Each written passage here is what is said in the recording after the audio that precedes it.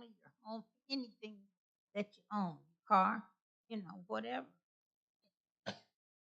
Because the thing about cults, their leaders are not pastors of the Church of God.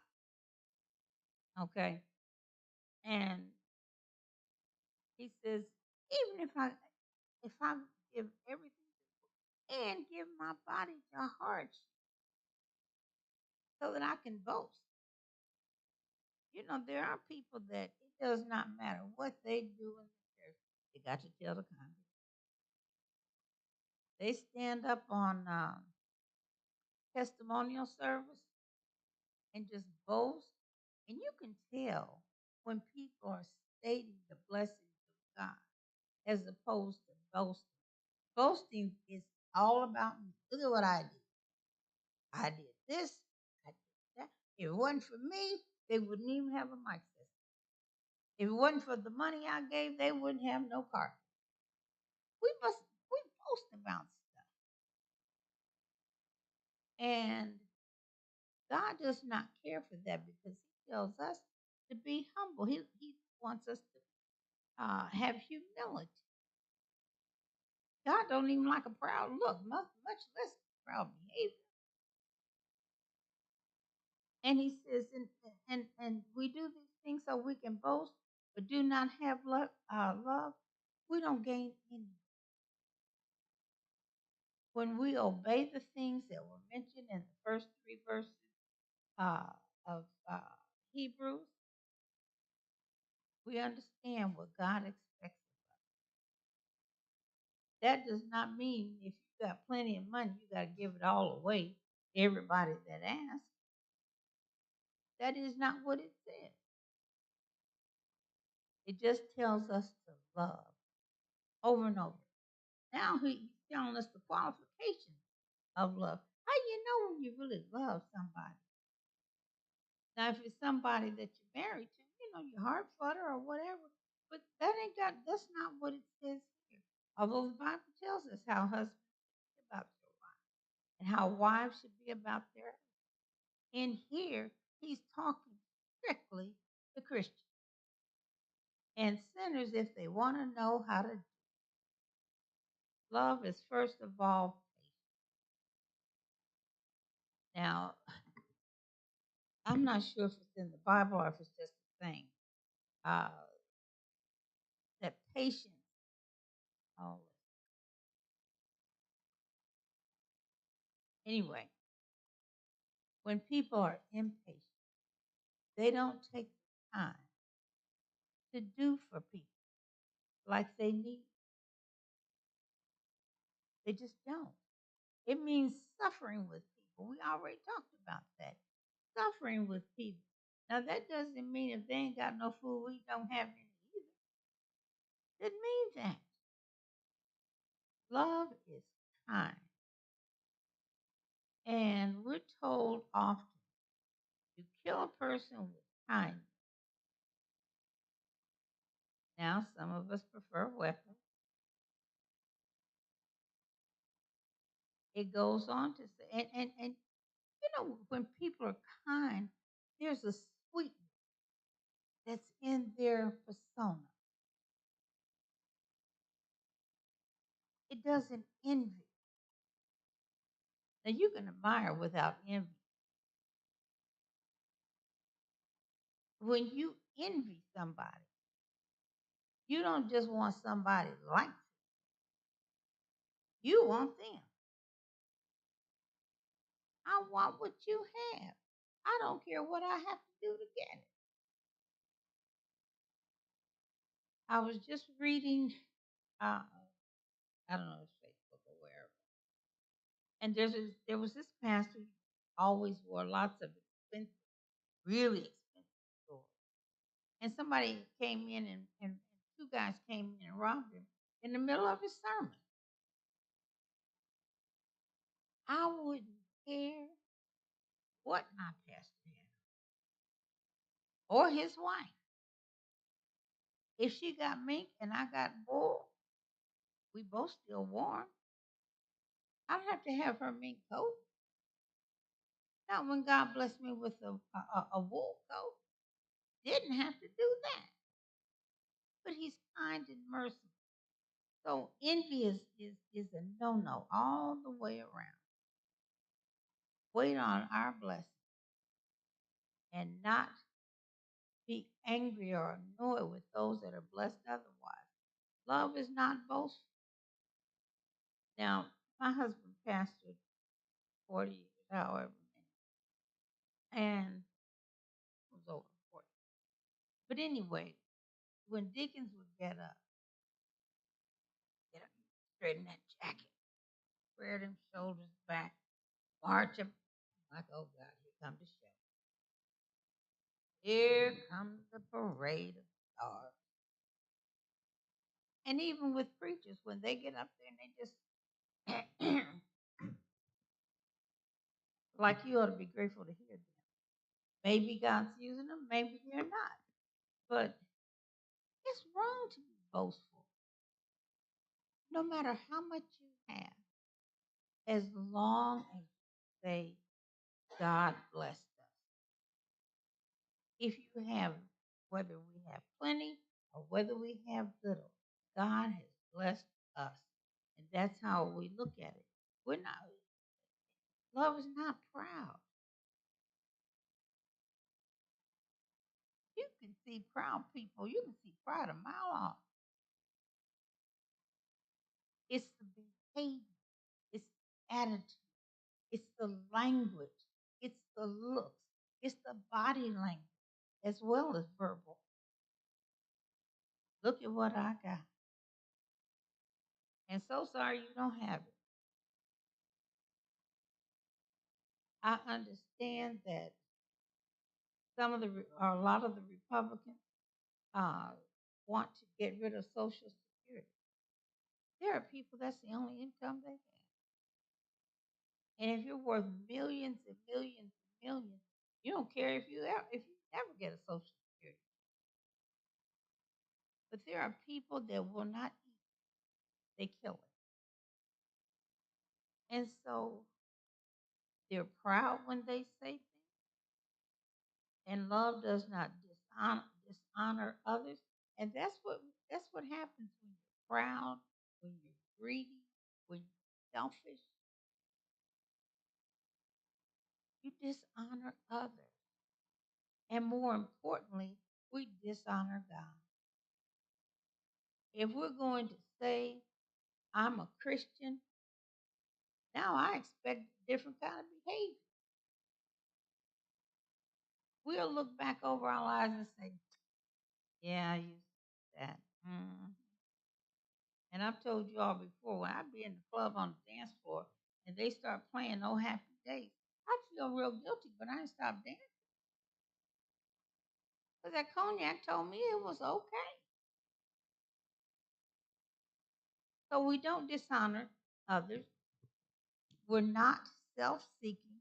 That means just everything you want it for you. You don't care anything about what others have or what others need. It's always about me. Bishop tells the story that someone asked somebody, I just remember the basic parts, and said, how much money? And you know, he got them long fingers and he does this a little bit more, a little bit more. That's great. Walk right past. There are people that they drive right on past the homeless. They don't think about it. They don't feel it. Now, when my youngest son worked at a restaurant downtown, right off the canal, he would he would whatever leftovers, like he put all the meat together, all the rolls together, all the vegetables together, rather than just dumping it all in the bag and say, "Here you go," and think they're supposed to be pleased with that. That dishonors. And our self seeking behavior is all about me. And if it ain't, I'm coming after it. It's not easily angered. Some people just have a real hot,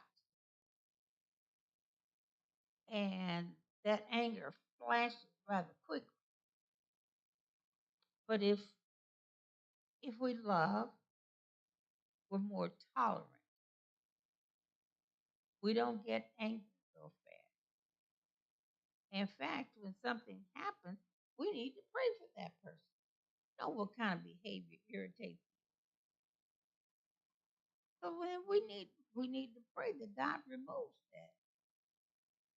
It keeps no record of wrongs.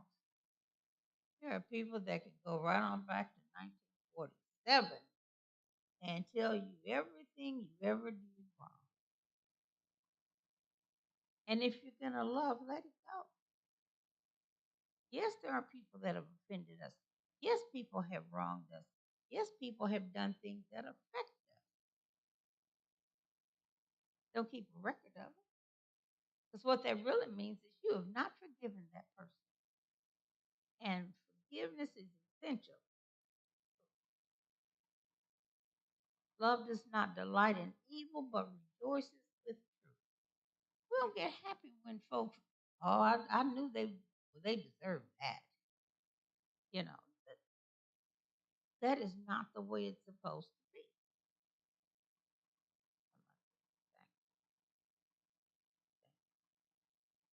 It goes on to say, if I give all I have to possess, all I possess to the poor, and give my body over to hardship, that I can boast about it. There are people, they tell you every kind thing they ever did. I donated to whatever. And poor kids, they ain't have anything.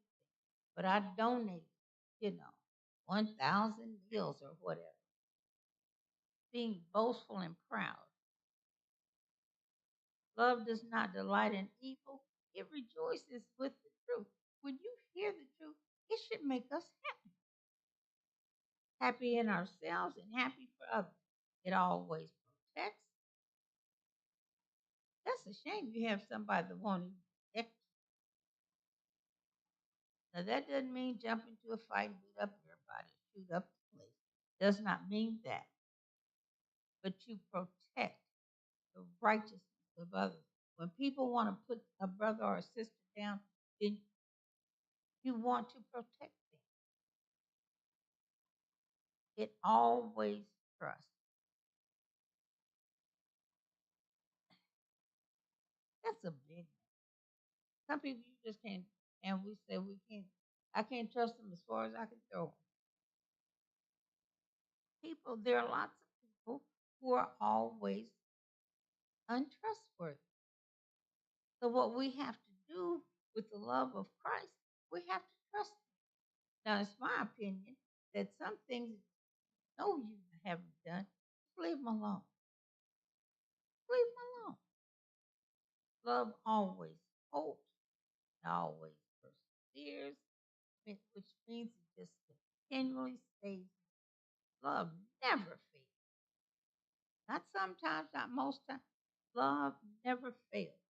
Where there are prophecies, at some point in time they're going to cease. And that will be after when we're in heaven. You don't need prophecy because we're going to be with Jesus. Where there are tongues, they're going to be healed, which means our mouths are not going to be available for wrong talking, wrong speaking. Where there is knowledge, it'll pass away. You can have a library in your home, but at some point it passes away. When we go to heaven, what do we care about the library of books we got in the house?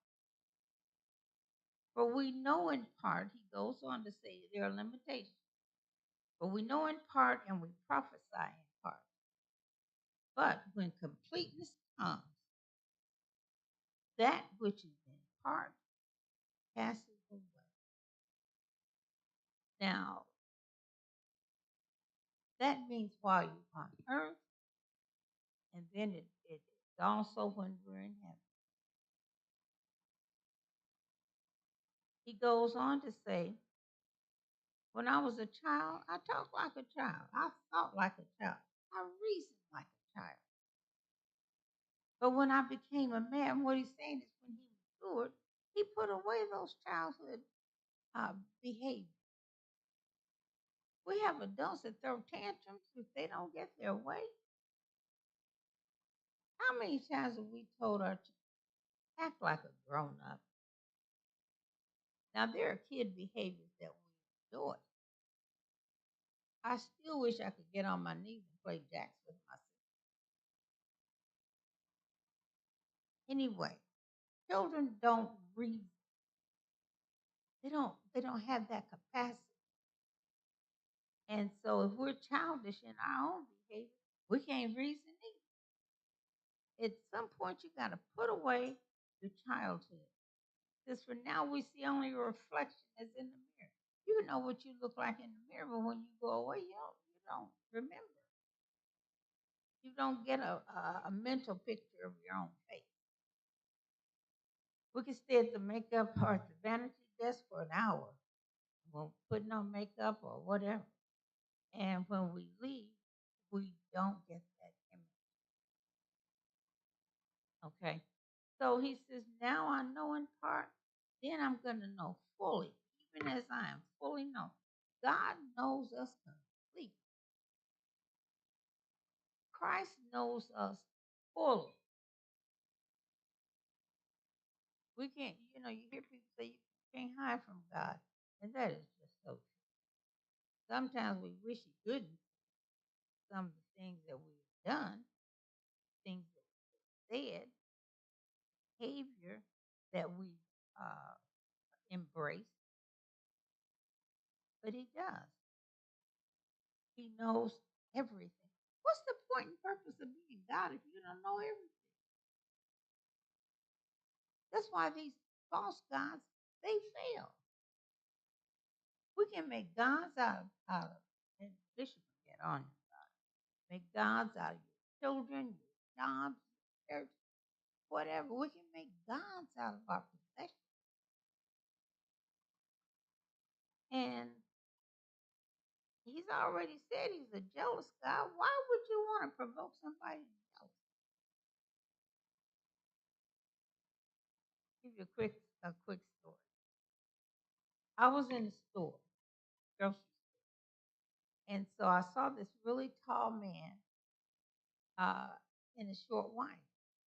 And she asked me if I knew who he was. She gave me his name. I still didn't know. He was a basketball star, and she wanted me to know that. So I said, okay, can we take a picture? Sure. I get home and I show my husband. He said, who is that man that you all hugged up with? I don't know. I can't remember. I don't know. I just remember I can't remember. All I know is he used to play basketball. And he said, that ain't got nothing to do with y'all wrapped up. I said, the wife said y'all want. But there are things that happen and we don't know the full story and we react to it. So now he ends up saying, and now these three things remain. That would be faith. Without faith, no man can please God. Hope. If we don't have hope, we don't have any incentive to move on, move ahead, to want to grow stronger in Christ.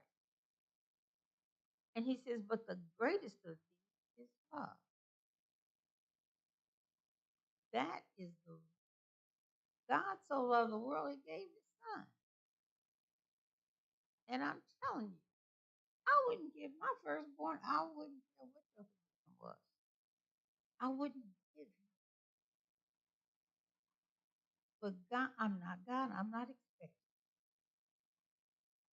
We don't want to trade our children for somebody that quit their job and ain't got no food. We don't want our children to go to work or make money and give it to. We don't. We, doesn't work. But God loved us so well that He did. He gave His only begotten, and it's real simple. If we believe in Him, if we love Him, if we love others like Christ tells us to love, we can be with Him eternally.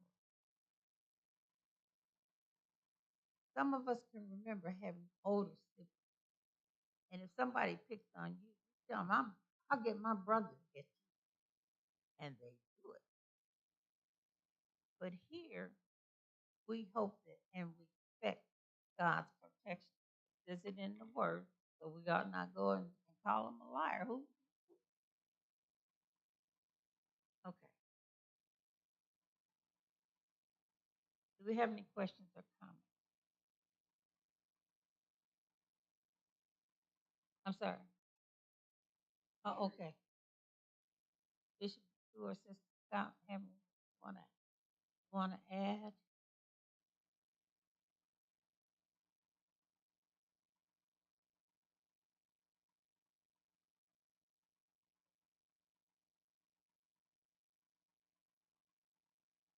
Hmm.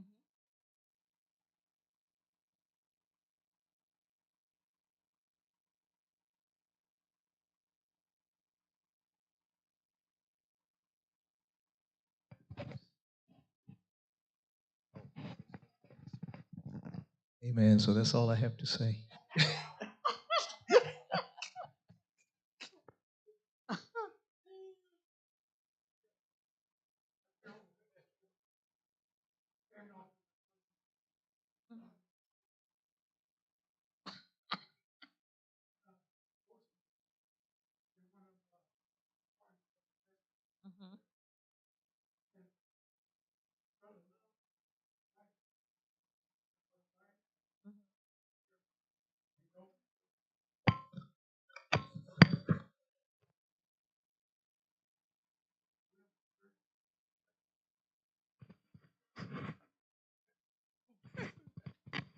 I told him, we're going to live in heaven forever if we saved.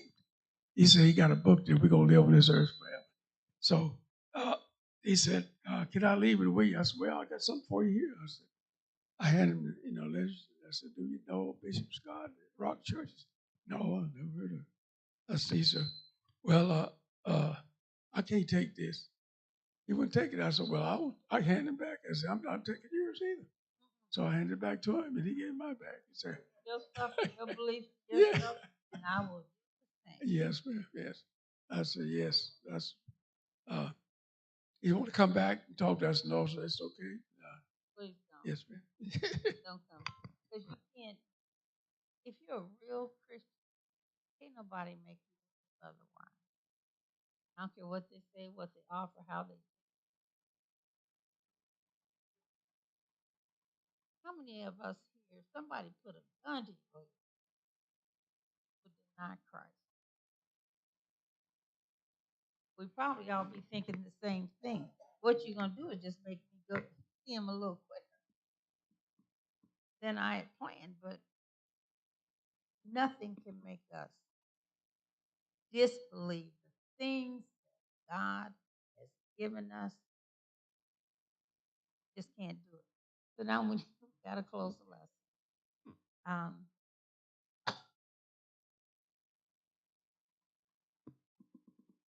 Brother Philander, you want to give us closing prayer?